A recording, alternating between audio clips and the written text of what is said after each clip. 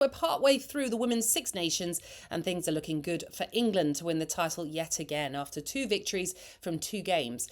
And with a home Rugby World Cup later on this year as well, 2025 could be a brilliant year for the Red Roses. We'll get the thoughts of Edward and Todd shortly, but someone who knows what it's like to win rugby's biggest prize with England is Rachael Burford. Jack Winstanley's been catching up with her, and Rachael began by explaining what the Six Nations means to all those involved.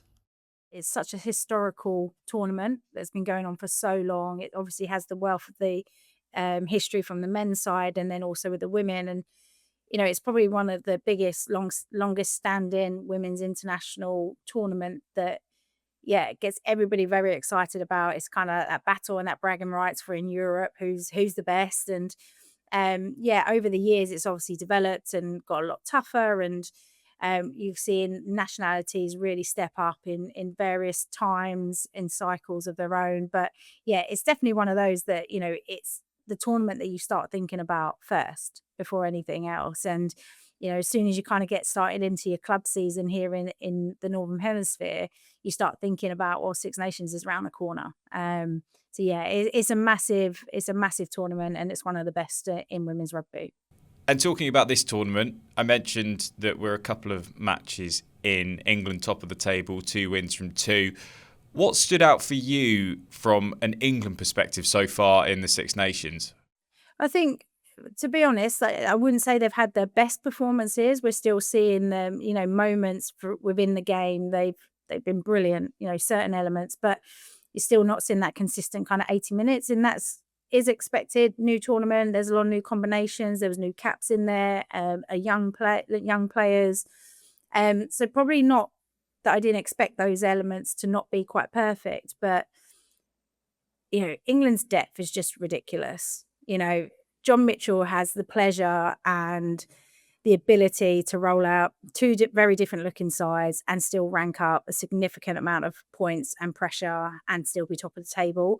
So that's quite scary. And it's great that we're seeing new names coming in and really stepping up. And, with what's coming at the end of this year, everybody's fighting for that opportunity to play, to, impress the selectors ahead of that Rugby World Cup. So I think, probably a bit of a mixed bag. I think we'll start to see maybe a bit more of a consistent squad in the last 3 rounds, building that momentum, locking in some of those combinations, because there won't be many games before they go into their first World Cup fixture. So I think we'll probably see an elevation of performance over these next 3 rounds. I think it's natural, isn't it, that we talk about England because they've been the dominant force in Six Nations in recent years. But I mentioned France earlier on, potentially being England's closest challengers. So who do you expect to bring the challenge to England? And more importantly, can England win it?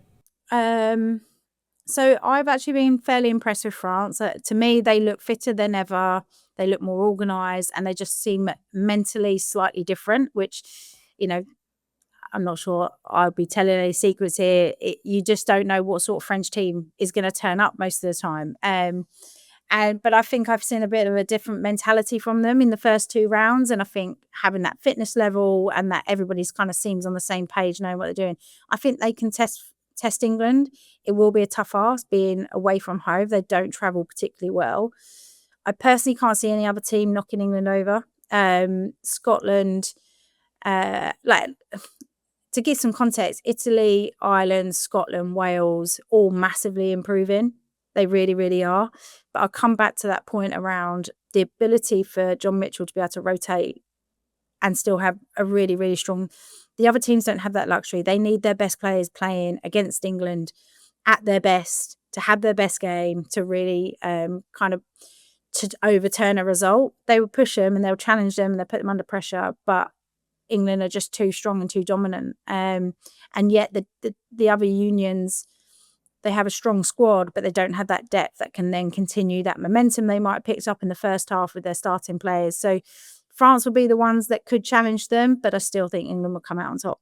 So looking ahead to the World Cup then that's coming to England later in the year, how big an advantage will it be for England to have a home World Cup? And I guess as well, did it play a part in New Zealand winning the tournament on home soil 4 years ago? Yeah, no, it absolutely did play a part for New Zealand.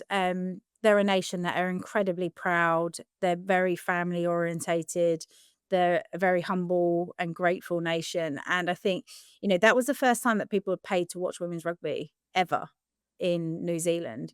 So that automatically makes that squad go, we want to give back to our country and our communities and everybody who's turned out and made this the spectacle that it is. So it definitely adds so much to it. And being in that stadium when England were playing against New Zealand, you felt the crowd with New Zealand. And that is a really tough. I've been in New Zealand, I played in New Zealand, I played in France, where everybody is against you. It's really hostile. It's really tough. And that just gives you that additional lift. So yeah, it was a massive advantage. And I think for England, they've been the trailblazers for so long, both on the pitch, off the pitch, the way that they interact with their fans, the incredible role models. And I think they will have that as well. That is that they want to do it for everybody that's turning out. This is going to be the biggest sporting event in England this year. And they will absolutely want to do it justice. And it will give them that little extra bit of energy when they might need it, that little bit of inspiration, all those kind of things definitely play into it. So yeah, and as I said, they've been trailblazers. So they want to be able to thank everybody and show everybody why they're trailblazers, because they can be world champions. So that was former England player and World Cup winner, of course, Rachael Burford, speaking to us here on This Sporting Planet. And you can hear that full chat with Rachael on our This Sporting Planet YouTube channel. So the Rugby World Cup taking place here in England in the autumn. It's going to be massive over here. There's going to be massive hype about it as well, because everyone in England will be backing England to do well as that host nation. But I do wonder, does that reach your areas, the Women's Rugby World Cup? Ed, you're sort of looking down as though maybe not. Yeah, well, of course, in this part of the world, Australia and New Zealand are huge talents. New Zealand, of course, are defending champions. They've won the World Cup the most 6 times. Australia never actually won it, considering how successful they are on the men's side of things. The women's team lagging behind a little bit. And boy, oh boy, the Wallaroos, they're going to be in a very tough group. Not only do they have England, they've got world number 9, the USA, and Samoa as well. And the Wallaroos have never even beaten England's Red Roses. But this will be a good test for them, especially because the 2029 version, Australia's going to be hosting. So they'll be wanting to put up a good show before it comes to their part of the world.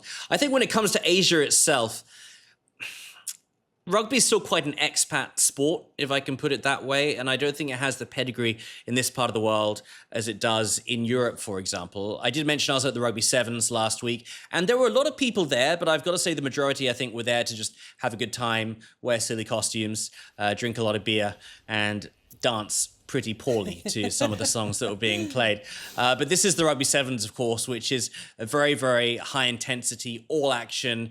You don't really need to understand the intricacies of rugby to enjoy it. So I think it worked well in that particular format here in Asia. But I think rugby itself still has a long way to go.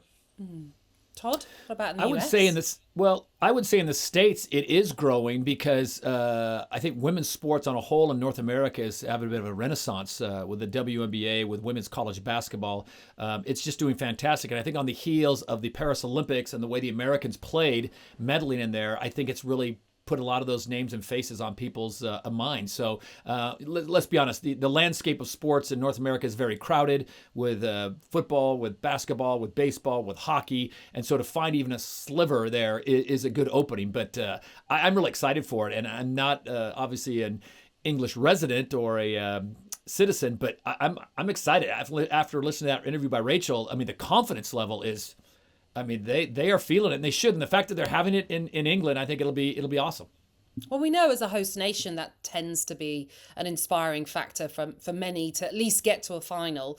We saw that with the men's Euros team, for example. I know it wasn't technically a home Euros, but the final itself was played at Wembley. And then, of course, the women's team, the Lionesses, they went on to win that final of the Euros as well. So it does help. I mean, it should be said that the RFU have invested a lot of money into the women's game with their Impact 25, which is kind of their legacy program, all spawning from the Rugby World Cup, in that how they want to increase girls and women participation in rugby. So there's a lot of money that's gone into the sport, as you can imagine. It's paying dividends because they are so successful when it comes to the Six Nations. They've won it 20 times, the most of any team.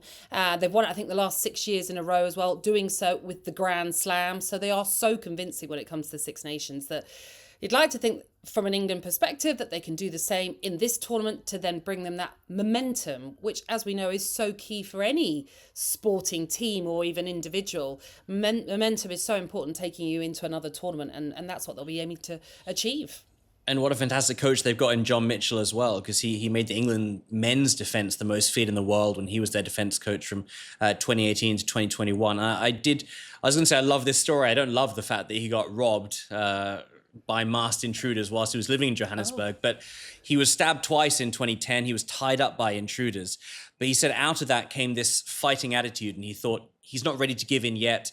And he's never again going to allow winning, losing, or drawing to determine who he is, because when you're in a life and death situation like that, you realize what's most important. And he said that it's allowed me to make critical decisions in his life about what he wanted to achieve and how he wanted to go about it a little bit more clear.